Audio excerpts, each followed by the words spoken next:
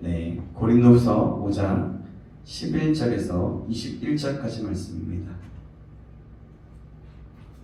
예, 제가 한 구절, 여러분이 한 구절 우리 교독하시겠습니다. 5장 11절에서 21절까지 말씀입니다. 우리는 주의 두려우심을 알므로 사람들을 권면하거니와 우리가 하나님 앞에 알리어졌으니 또 너희의 양심에도 알리어지기를 바라노라. 우리가 다시 너희에게 자청하는 것이 아니요 오직 우리로 말미암아 자라나는 기회를 너희에게 주어 마음으로 하지 않고 외모로 자라는 자들에게 가깝게 하는 것이다. 우리가 만일 미쳤어도 하나님을 위한 것이요 정신이 온전하여도 너희를 위한 것이니 그리스도의 사랑이 우리를 강권하시는도다. 우리가 생각하건대 한 사람이 모든 사람을 대신하여 죽었은즉 모든 사람이 죽을 것이다. 그가 모든 사람을 대신하여 죽으심은 살아있는 자들로 하여금 다시는 그들 자신을 위하여 살지 않고 오직 그들을 대신하여 죽었다가 다시 살아나신 이를 위하여 살게 하심이라. 그러므로 우리가 이제부터는 어떤 사람도 육신을 따라 알지 아니하노라. 비록 우리가 그리스도로 육신을 따라 알았으나 이제부터는 그같이 알지 아니하노라.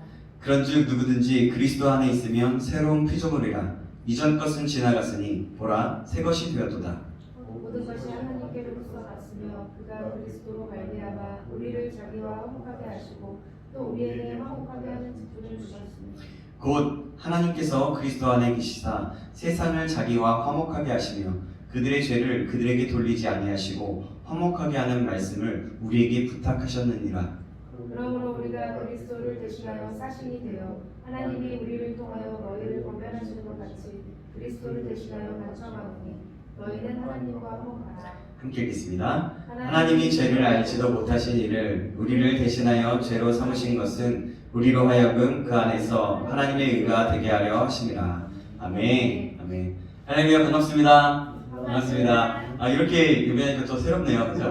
네. 그냥 같이 이렇게 마이크 없이 해도 될 것 같은데. 괜찮나요? 뭐 상관. 그럴까요? 네. 우선은 좀 작게. 오늘은요. 자, 우리 그래요. 그래도 인사해야죠. 예. 사랑합니다. 사랑합니다. 네. 좀 눈 보면서. 네. 네. I love you. I love you. I love you. 좀 보면서 I love you. 네, 좋습니다. 오늘은 세상과 하나님을 화목하게 하는 사명이라는 제목으로 하나님 말씀하겠습니다. 뭐라고요? 세상과 하나님을 화목하게 하는 사명이라는 제목으로 하나님 말씀하겠습니다. 여러분, 요즘 어떻게 지내세요? 예. 오늘 우리에게 주님의 은혜 가득하게 소망합니다. 아멘. 우리 이 자리에 없더라도 혹시라도 좀 딴 사람을 생각하고 떠올리면서 아니에요. 그냥 옆 사람을 보고서 인사할게요. 행복합시다. 행복합시다. 네, 행복합시다. 네. 그리고 저쪽 보면서 행복합시다. 하셔도 돼요. 안 보이죠? 저기 안 보이나요? 사람들 같이 보여요? 다 보여요? 아, 그렇군요. 뒤에 있는 게 다 보일까? 아, 그렇군요. 네. 어쨌든 좋습니다. 네, 그렇군요.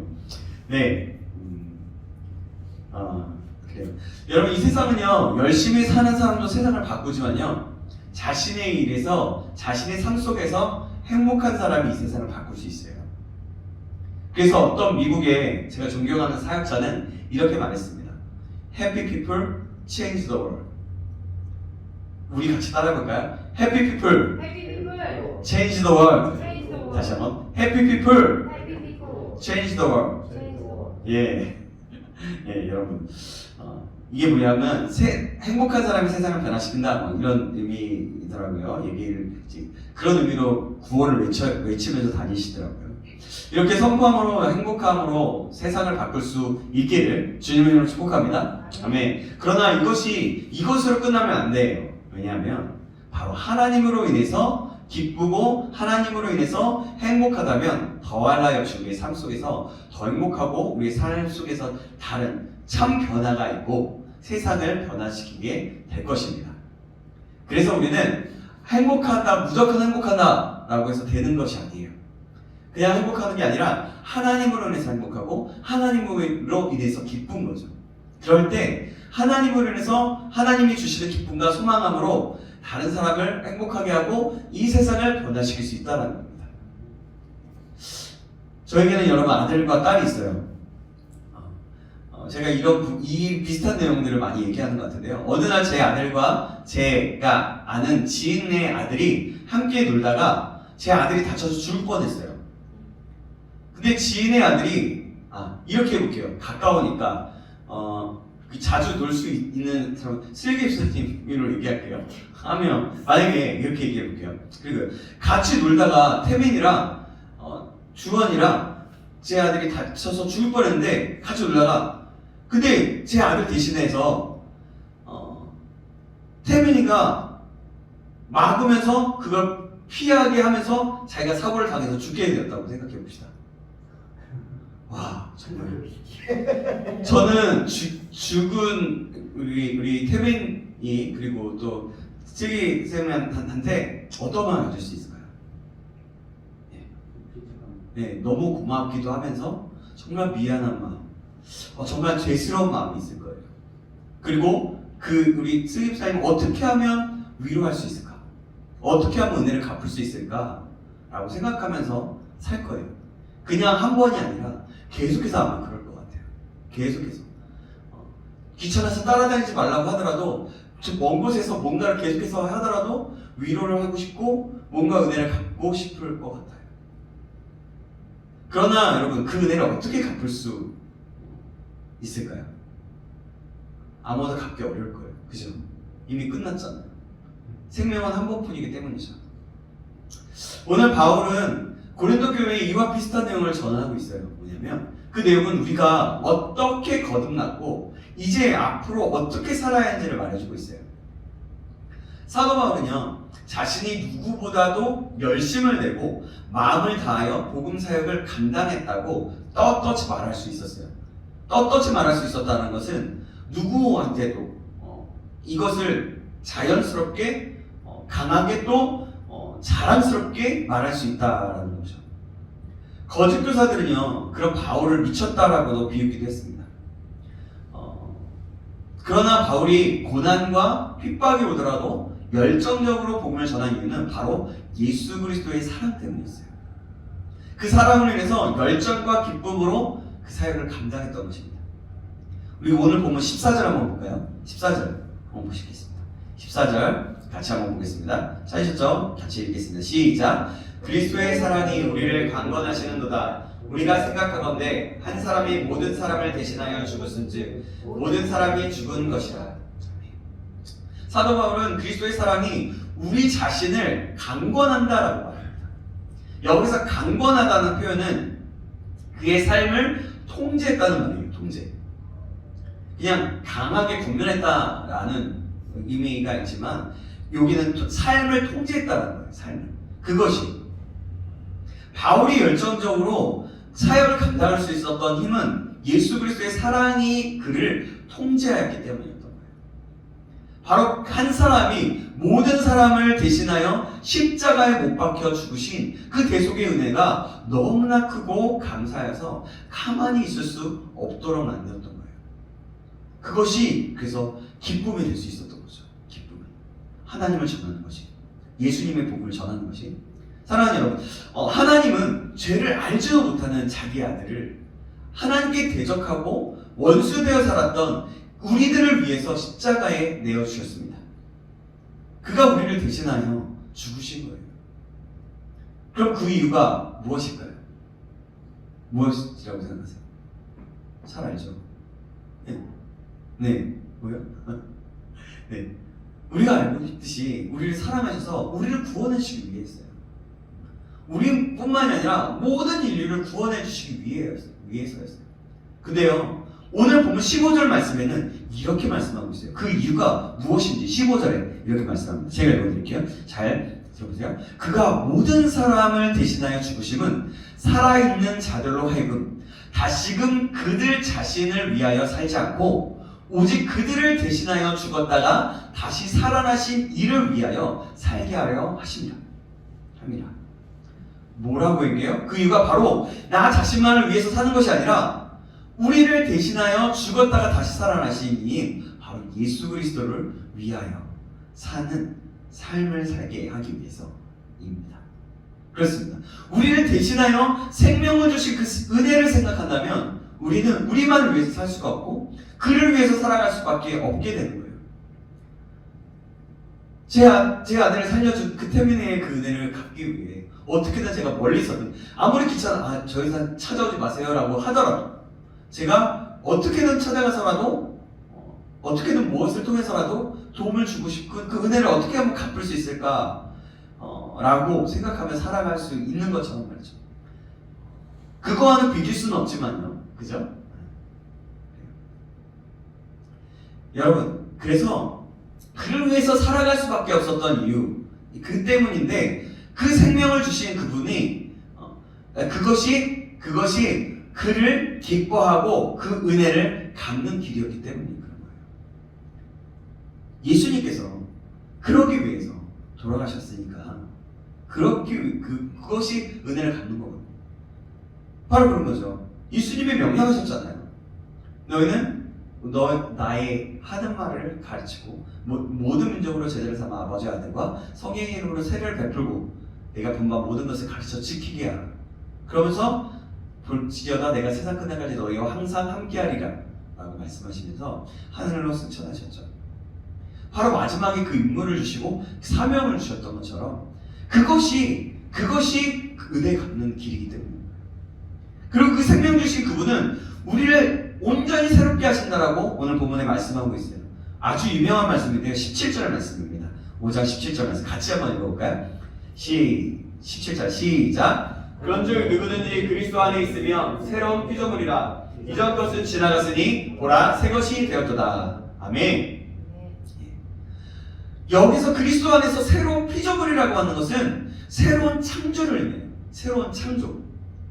죄로 인해 죽을 수밖에 없었던 우리가 그의 죽으심으로 그의 안에 거하게 되었고 근본적인 것이 변화해서 새 것이 완전하게 새 것이 되었다는 거예요.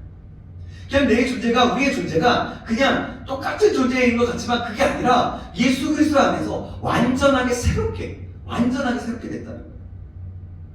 그렇게 완전하게 변화됐다는 이야기죠. 사랑하는 여러분, 저와 여러분 안에 계속해서 이런 은혜가 더하여지기를 간절히 소망합니다. 아멘. 예수님의 사랑이 저와 여러분의 삶을 강건하게 되고 또 그 사랑이 우리의 삶 속에서 드러나게 되는 역사가 날마다 일어나기를 주님의 이름으로 축복합니다. 아멘. 우리가 거듭나서 새로운 피조물이 되었을 때 우리가 누릴 수 있는 가장 큰 축복은 무엇이냐면 바로 하나님과 화목하게 되는 거예요. 하나님과 화목하게. 18절 말씀입니다. 18절 말씀 제가 읽어드릴게요. 모든 것이 하나님께로서 났으며 그가 그리스도로 말미암아 우리를 자기와 화목하게 하시고 또 우리에게 화목하게 하는 직분을 주셨으니 라는 말씀. 여러분, 이렇게 새로운 피조물이 되었을 때 우리가 누릴 수 있는 건데 인간은 원래요, 여러분, 하나님과 화목하고 교제하고 하나님의 영광을 드러내기 위해서 존재했어요. 그렇게 창조되었어요. 여러분과 제가 같이 이야기하고 눈을 마주치면서 대화하고 소통하고 있는 것처럼 하나님과 그렇게 교제하고 만나고 하나님과 그렇게 날마다 화목하게 사랑하면서 그렇게 지내도록 창조되고 그리고 우리의 삶 자체가 그냥 하나님의 영광을 위한 삶이 되기 위해서 우리가 창조되었다. 그런 존재라는 거예요. 그러나 어떻게 되었어? 인간이 죄를 지음으로 말미암아 하나님과 교제, 우리가 항상 이렇게 같이 있었던 그것들이 그 관계가 그 교제에서 완전히 단절되게 되었고 화목할 수 없게 되었어요. 그렇기 때문에 인간에게는 계속해서 채워지지 않는 것인 거예요. 있는 거예요. 결핍이 있는 거예요. 결핍이. 그것이 뭐냐면 불안과 두려움을 갖게 되는 거예요. 그래서 그 불안과 두려움, 그 결핍을 채우기 위해서 다른 것을 찾고 계속해서 찾는 거죠.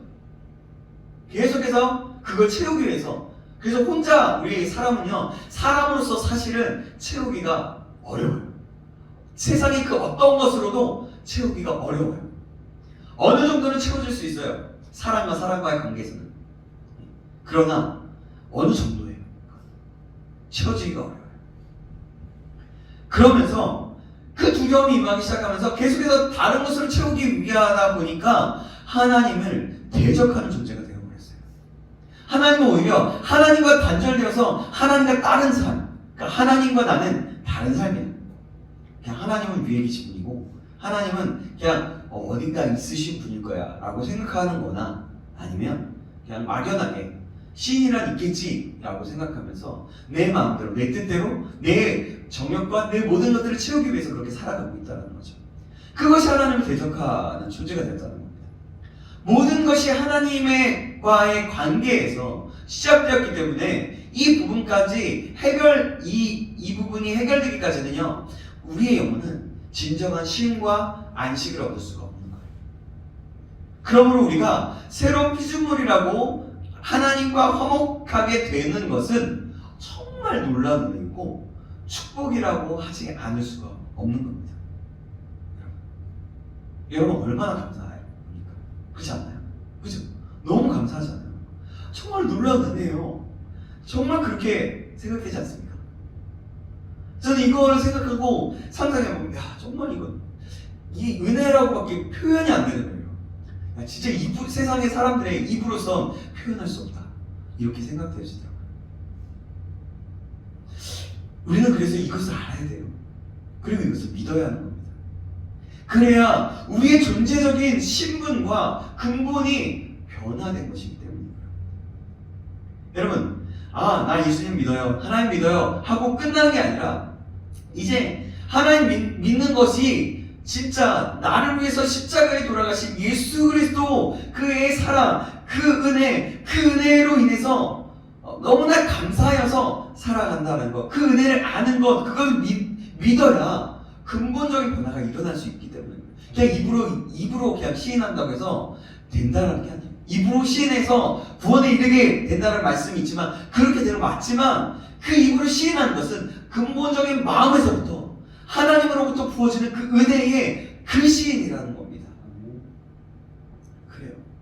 사랑하는 여러분, 그렇다면 왜 우리를 이렇게 선택하시고 은혜를 베푸셔서 하나님과 화목을 누리게 하실까요? 하나님께서 18절 하반절에서 19절 말씀인데요, 제가 읽어드릴게요. 또 우리에게 화목하게 하는 직분을 주셨으니, 19절을 같이 읽어볼까요? 시작! 곧 하나님께서 그리스도 안에 계시사 세상을 자기와 화목하게 하시며 그들의 죄를 그들에게 돌리지 아니하시고 화목하게 하는 말씀을 우리에게 부탁하셨느니라. 아멘. 바로 하나님은 우리에게 화목하게 하는 직분을 주시기 위해서 우리와 화목하게 하셨다라고 얘기합니다. 우리를 화목하게 하신 이유가 우리를 사랑하셔서였지만, 더 나아가 세상을 하나님과 화목하게 이어주고 연결고리가 되어서 화목하게 하시면서 세상의 죄를 그들에게 돌리지 아니하기 위해서입니다. 그리고 우리에게 화목하게 하는 말씀을 전할 것을 부탁하신 거예요. 이것이 바로 우리의 사명이고 부르심입니다. 우리가 이 세상에 살아가면서 해야 할 일이 이거예요. 해야 할 일. 그게 뭡니까? 너무 쉽잖아요. 너무 잘 알아요. 바로 복음을 전하는 거예요. 복음을 전함으로 세상이 복음을 듣고 우리를 구원하신 예수를 믿어서 주님 앞에 돌아오게 하는 거예요. 그것이 하나님과 끊어졌던, 이렇게 단절되었던 관계를 이어주는 것이기 때문입니다. 하나님과 세상이 화목하게 하는 방법인 거예요. 이게. 세상에 믿지 않는 많은 영혼들이 하나님의 존재를 알게 되고 하나님이 참 하나님이시고 우리 아버지 되신다는 것을 알게 하는 거예요. 여러분, 이것이 복음을 전하는 거예요. 그래서 우리가 복음을 전해야 한다. 이 세상에 복음을 전하는 거예요. 전도는 우리의 사명이고 하나님의 명령이시기 때문에도 있지만, 바로 근본적으로 볼 때 하나님과 화목하게 하는 것이기 때문에 복음을 전하는 거예요.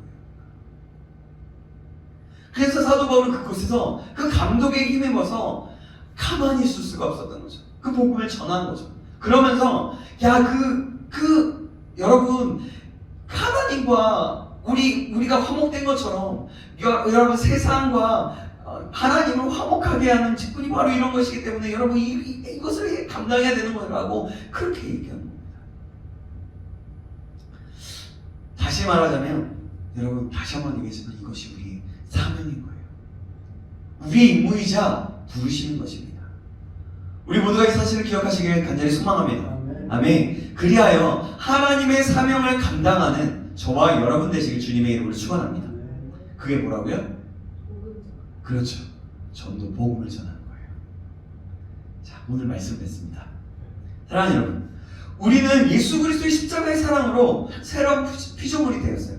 그리고 하나님과 화목하게 되었습니다. 이제 우리는 우리를 위해서 살아가는 것이 아니라 우리를 위하여 대속물로 죽으신 그분을 위하여 살아야 할 것입니다. 그분은 우리에게 사명을 주셨어요. 세상과 하나님을 화목하게 하는, 연결시켜주는, 화목하게 하는 사명입니다. 그러기 위해선 우리가 날마다 하나님과 화목을 누려야 되는 거예요. 하나님과 화목을 누리지 않고 그냥 복음을 전하면 그 능력은 짧아요. 그 명령 지키는 건 그 능력은 되게 아주 약합니다.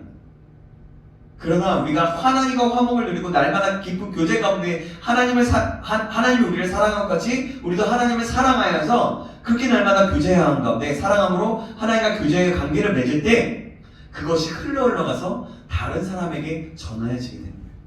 그냥 그럴 때 사실은요, 그냥 내가 있음으로 인해서 그곳이 화목하게 되고요, 그곳이 사랑이 넘치게 되고요, 그곳에 하나님, 이 사람은 다르구나 라고 알게 되면서 복음이 얼굴로서 그냥 그 모습으로서 말로서 전해지게 돼요. 그럴 때 여러분, 그 한마디 전해진 그 한마디, 예수님 믿으세요? 예수님은 당신을 사랑하십니다. 한마디를 한다면 얼마나 그 하나님의 사랑이 강력하게 그들에게 부어지겠습니까? 여러분, 그래서 우리는 하나님과 관계를 잊어버리면 안 돼요. 기도하는 것, 말씀을 읽는 것, 그리고 말씀을 읽는 것도 중요한데 말씀을 읽으면서 그 속에서 우리에게 메시지를 주시는 하나님의 음성을 들을 수 있어야 돼요. 그게 바로 큐티거든요. 큐티. 그래서 큐티가 굉장히 중요해요. 여러분, 요즘 신명기 말씀이거든요. 어떻게 큐티 한 분 계신가요? 우리 계속해서 우리 신명기 말씀을 보면 하나님의 세세한 간섭, 그 2세대에게 말씀하고 있는 출애굽 2세대, 그러니까 1세대 말고 1세대들 거의 다 죽고 2세대들에게 이제 가나안 땅에 들어가서 너희들이 지켜야 될 것이 무엇인지 구체적으로 하나씩 얘기하고 간섭하고 말씀하고 있는 하나님의 그 디테일함을 볼 수 있거든요. 우리가 좀 보면서 말씀을 좀 이렇게 큐티하면서 말씀을 또 우리가 요즘에 읽어나가면 누가복음도 읽어나가면서 하나님 앞에 또 이렇게 반응하고 하나님의 음성 듣기를 간절히 소망합니다. 그래서 우리가 모두가 하나님과 그렇게 교제하고 우리가 이 사실을 기억함으로 세상과 하나님을 화목하게 하는 사명을 감당하며 살아가기를 다시 한번 주님의 이름으로 축원합니다. 그래서 하나님의 사명을 감당하는 이 시대에 하나님이 찾으시는 사람, 하나님이 기뻐하신 뜻을 이루는 사람, 이 시대에 내가 찾는 사람 누가 있을까 할 때 저요! 라고 말하고 주님 제가 여기 있습니다. 부족하지만 저를 써주세요 라고 말할 수 있게 되길 주님의 이름으로 축원합니다. 기도하겠습니다. 사랑하는 하나님 감사합니다. 오늘 우리를 사랑하셔서 십자가의 사랑으로 화목케 하심을 감사드립니다. 우리도 이 사랑을 감사하며 나를 위하여 사는 삶이 아니라 은혜를 힘입어 하나님이 주신 그 은혜를 힘입어 예수 그리스도의 십자가의 그 은혜를 힘입어 이 세상과 하나님을 화목케 하는 자로서 복음을 전하며 살아갈 수 있도록 사명을 감당하며 살아갈 수 있도록 인도하여 주시옵소서. 살아계신 예수 그리스도의 이름으로 기도합니다. 아멘.